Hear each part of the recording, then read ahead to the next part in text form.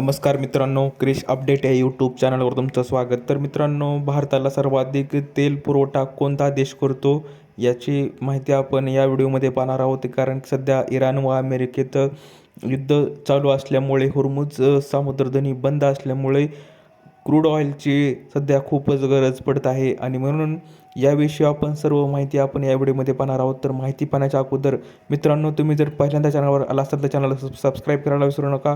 तर मित्रांनो, आपण पाहणार आहोत की होर्मुझ सामुद्रधनीतील पुरवठा अडथळ्यांच्या पार्श्वभूमीवर भारताच्या कच्च्या तेल आयातीत मोठा बदल दिसून आला आहे आणि मे महिन्यात संयुक्त अरब अमिरातने सौदी अरेबियाला मागे टाकत भारताचा दुसरा सर्वात मोठा कच्चे तेल पुरवठादार म्हणून स्थान मिळवले. तर रशिया अव्वल स्थानावर कायम असून व्हेनेझुएला, अमेरिका आणि ब्राझीलमधून ही खरेदी वाढवून ऊर्जा सुरक्षेसाठी पुरवठ्याचे स्रोत वाढवले आहेत.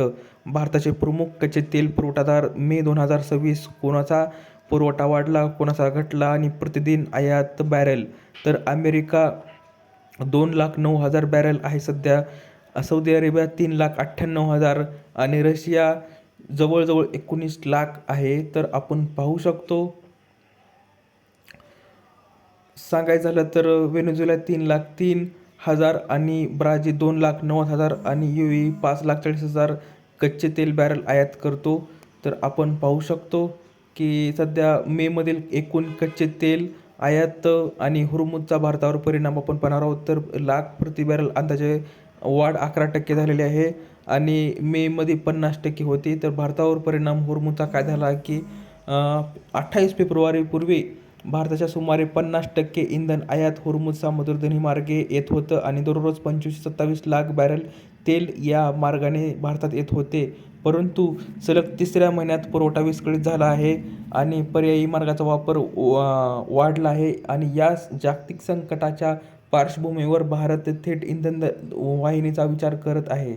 तर आपण पर्यायी तेल वाहिन्यांची क्षमता सध्या किती आहे, तर सौदी आणि अरामको पूर्व पश्चिम वाहिनी आहे 50% आणि हबशन फुजेरा वाहिनी UAE लाख प्रति बॅरल प्रतिदिन 15% आहे. तर हे आहे तेल वाहिन्यांची क्षमता. तर सध्या हुर्मुझच्या सामुद्रधनीमुळे जसं त्याची बंदी आहे तिथे, त्यामुळे भारताला खूपच तोटा पडत आहे सध्या. तर ही आहे अपडेट मित्रांनो. तर दिलेली माहिती समजली तर व्हिडिओला लाईक करा, जास्तीत जास्त शेअर करा आणि चॅनलला सबस्क्राईब करायला विसरू नका. तर भेटूया पुढच्या व्हिडिओमध्ये. तोपर्यंत धन्यवाद.